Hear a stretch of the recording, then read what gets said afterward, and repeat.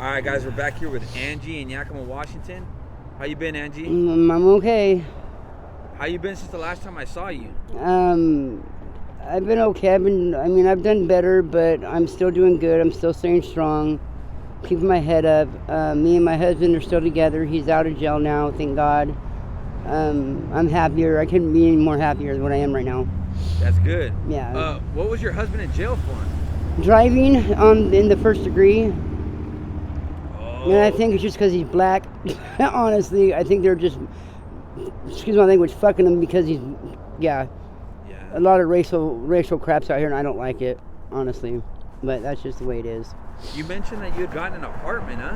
I live at RDH. It's a clean and sober building for homeless people. It's, I don't know how to explain it. They give you whatever your check is. They take like a third of that off, or whatever, and that's what you pay. But it's, you're supposed to be clean and sober. And if you're not, they know I'm on methadone, but they also know that there's people in there still doing blues and still doing meth and everything, but they don't let you bring it in the building, which I understand that. Close down times at 10 o'clock at night. After 10 o'clock, you can't go out, period. If you do, you're stuck out. You can't get back in until next morning at 9 o'clock in the morning, which I think is pretty foul, but that's the way it is. When you say RDH, is that the same thing as Rod's house? No. Rod's house is a total different thing. Oh, okay. Yeah. Because I've heard of Rod's house, but I'm not really sure what that's about either. Neither do I. I know it's just for kids that are under the age of like 20 or something like that, 20 and under. Oh, okay. Hey, since the last time we talked, that spot where I did the interviews, I got pretty chewed out for being there, Yeah. And a couple people told me that they got kicked out from that area after I interviewed them. That's not true. That's not true. Nobody got kicked out from there? We got kicked out from there, but not because of that. We got kicked out of there because of the cops. Oh, okay. And what you're doing, you're not sitting there trying to make people look bad, as homeless people make them look bad. You're not sitting there harassing us. You're not sitting there bullying us. You're a good man. And what you're doing out here for us, I appreciate it. You've helped me out with money. You've helped me out with food. You've helped me my dog out with dog food, blankets, stuff like this, stuff that we really need out here, For and sure, I really, and I really appreciate you. I really do. You're not out here trying to make people look bad, make people, and I really appreciate that a lot. I really appreciate it, man. Yeah, like I said, when I went to that area, you were pretty much the only one that was really cool with me, Right. And you let them know, too, because they got kind of upset with me. You told them, hey, or there was a girl that wanted to low-key fight me. I don't know if you remember. Yeah, I remember that. Yeah, and you told her to calm down and stuff, so I really appreciate that. Yeah, no problem. Anytime. Do you go around there anymore? Yeah, I live right by there. I live like a block and a half away from there.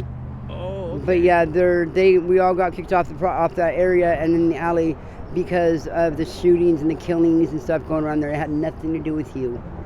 Nothing. Wow, yeah, because several people I've talked to, they mentioned it'd been because of me, No, it's not. And they were saying at the county jail, I heard that they were saying that I was making fun of people. Yeah, and that's not my intent whatsoever. I know that. I don't see you I don't know how you're making fun of anybody.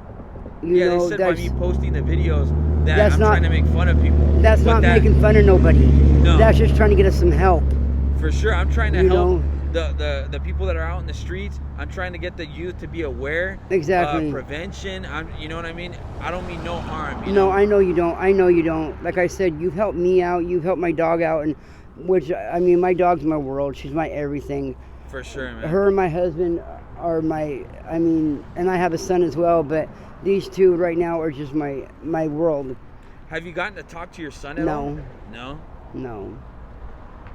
My niece still thinks I'm high on drugs and I'm doing blues and I'm doing this and doing that, and I'm not doing the most. I'm trying to. It's hard staying clean when you've been addicted to opiates for, God, since I was like 13, 14 years old. I've been doing opiates, and it's hard just to snap off of it and just get on one thing, especially when the methadone only gives you a certain amount of dose, and it's not enough. So you're still out there using on top of the methadone. And that's scary because you can't OD on it.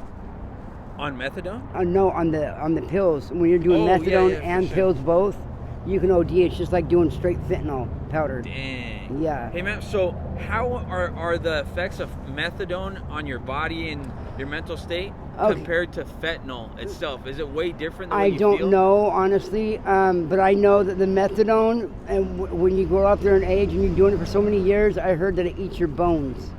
Whoa. Yeah, so then pretty soon you're brittle, and I don't know if it's true, but that's just what I heard.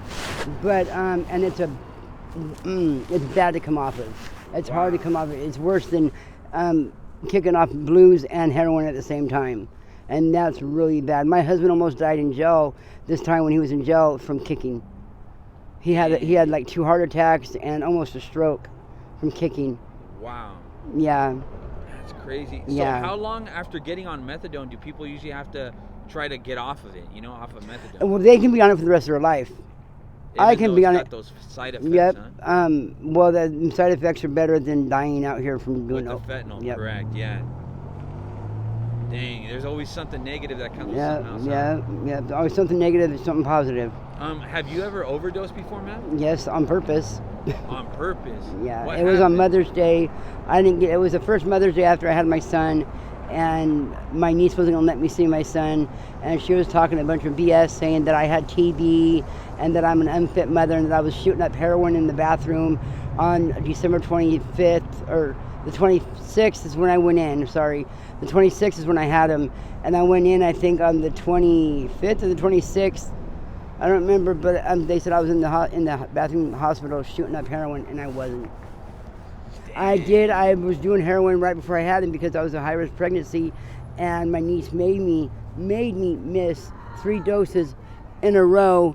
And when you're not taking your doses for like 3 days, that's when the methadone starts going out of your system, and then you start feeling the sickness and the withdrawals. And if I would have went through any kind of withdrawals, I wouldn't have my son today. So, man, would you mind me asking who's the father of your son? Or is that your boyfriend? No, it's not my husband, no. But my bad, husband, your husband. my husband did step up to the plate and say, "Look, I'll be baby daddy." Yeah, that's a that's real cool. man right there. That for And my sure. son's dad is a piece of shit, and he don't want nothing to do with him. Wow. That's crazy. Yeah, he's a trash. He's trashy. And does your niece allow you to see your No, son whenever she hasn't let me. She told me I have to have at least 6 months clean, and I have to prove to her. I said, "You can come, you Amy, right now. I'll be clean. The only thing that'll be in my system is methadone." Well, that's great that she's helping you out with your But that's son not and- right. Well, she but- did this all bad. Yeah, She did it. but- She didn't do it legally. I didn't sign no papers. I didn't give her permission to take my son. What I was getting at is it's good that she's helping you, take care of him right now, but that's kind of messed up. She's not letting you be around your son. Exactly. Because as a parent, your kids are I have rights as being a parent to him. For I have sure. rights to see him. So I'm going up the next higher upper, and I'm taking it to the welfare, and I'm talking to them people about seeing my son, even some visitation. That's I don't good. care if it's being what do you call it, supervised or whatever. I just want to see my son Yeah, no, that's more good, than man. anything. I'd give my last breath just to see him one time. That's good, man. That's too bad that you got to go through that with your niece, though. You know, Yeah. there's a lot of people that go through struggles similar to that. Yeah. And it sucks. What message would you want to send out to your niece or to any family member, whoever you want? Just to my niece who has my son, Tori, look, I'm doing everything I can to stay clean. I need to see my son. And it's not right what you're doing, but I will have my son back in my life before you know it. Because I'm taking it to DSHS, and you will let me see my son. That is, it's not you let me, it's the state. It's going to be mandatory watch. And that's it. That's good, man. Would you be okay with me doing another follow-up interview in the future? Yeah, absolutely. And would you be okay with me posting this on my YouTube channel? Yes, absolutely, honey. Awesome. Thank you, man. Yep, no problem.